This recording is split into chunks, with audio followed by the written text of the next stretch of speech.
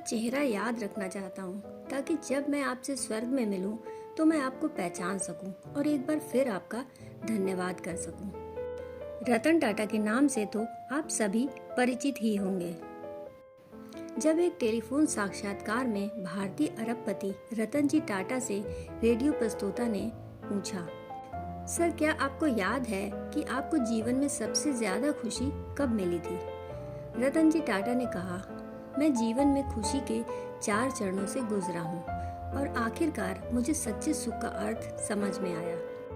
पहला चरण धन और साधन संचय करना था, लेकिन इस स्तर पर मुझे वह सुख नहीं मिला जो मैं चाहता था।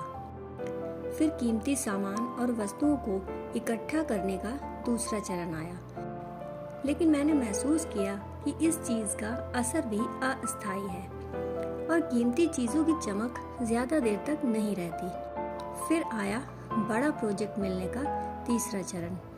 वह तब था जब भारत और अफ्रीका में डीजल की आपूर्ति का 95% मेरे पास था। मैं भारत और एशिया में सबसे बड़ा इस्पात कारखाने का मालिक भी था, लेकिन यहाँ भी मुझे वो खुशी नहीं मिली जिसकी मैंने कल्पना की थी।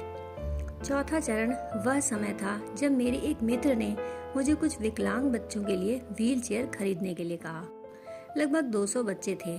दोस्त के कहने पर मैंने तुरंत व्हील चेयर खरीद ली, लेकिन दोस्त ने जिद की कि मैं भी उसके साथ जाऊं और बच्चों को व्हील चेयर भेंट करूं। मैं तैयार होकर उनके साथ चल दिया।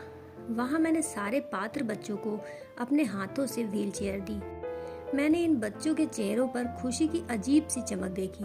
मैंने उन सभी को व्हील चेयर पर बैठे, घूमते और मस्ती करते देखा।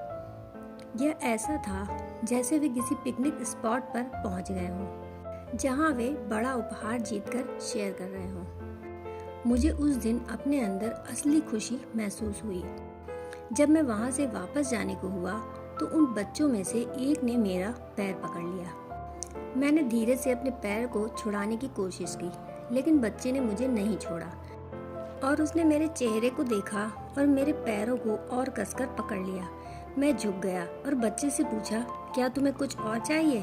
तब उस बच्चे ने मुझे जो जवाब दिया, उसने न केवल मुझे झकझोर दिया बल्कि जीवन के प्रति मेरे दृष्टिकोण को भी पूरी तरह से बदल दिया।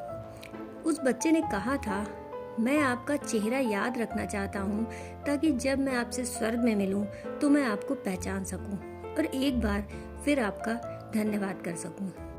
उपरोक्त कहानी का मर्म यह है कि हम सभी को अपने अंतर मन में जरूर झांकना चाहिए और यह मनन भी अवश्य करना चाहिए कि इस जीवन और संसार और सारी सांसारिक गतिविधियों को छोड़ने के बाद आपको किस लिए याद किया जाएगा।